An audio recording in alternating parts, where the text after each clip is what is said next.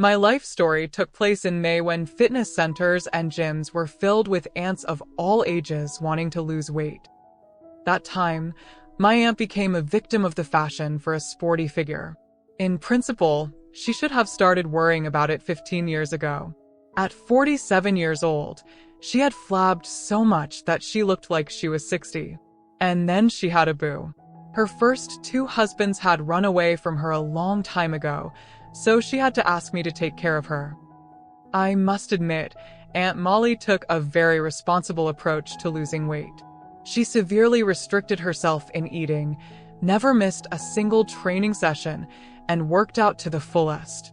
I even began to worry about her health, although it was nice to see the changes in her appearance, both as a trainer and as a member of the stronger sex. The woman lost excess weight, turning into a cozy puffball of the most pleasant dimensions. Then it was time to change her closet. Somehow, it happened that we went to the store together. I had to buy shoes, and Aunt Molly decided to buy new clothes. For some reason, she thought I had a knack for modern style and dragged me into the ladies' store as a consultant.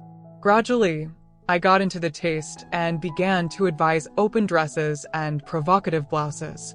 Auntie gladly bought the proposed things and went home in one of them. The bus was full of people, so we had to stand closely together. I put my arm around her to protect her from the crowd. Aunt Molly clung to me trustingly. Soon, her hand came down from my waist to the place where my back loses its noble name.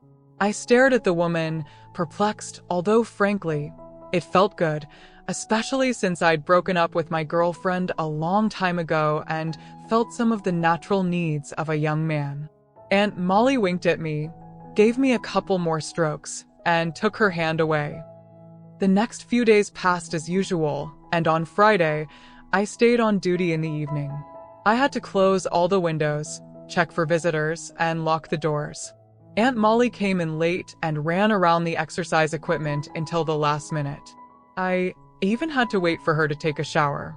The woman emerged from the room wearing only a towel, her long hair falling in blonde waves down her back. "Are we alone?" she asked in a whisper. I nodded in agreement. The woman stepped closer. "I've been wanting to ask how this thing works for a long time." She pointed to an exercise machine for developing our muscles. Reluctantly, I got up from the bench and began to explain the principle of operation. The woman listened attentively, then sat down on a chair, raised her arms, and the poorly secured towel fell down. I should have reacted somehow, but the sight literally hypnotized me. I held out my hands. The woman smiled.